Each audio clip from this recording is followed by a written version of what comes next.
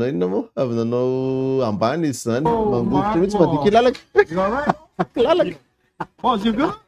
Huh? You good? Oh, you doing that shaky, shaky, shaky, shaky, shaky, shaky, shaky, shaky, shaky, shaky. Ndray moa zany a musculation zany le sport eto satria ao anaty salle le olona.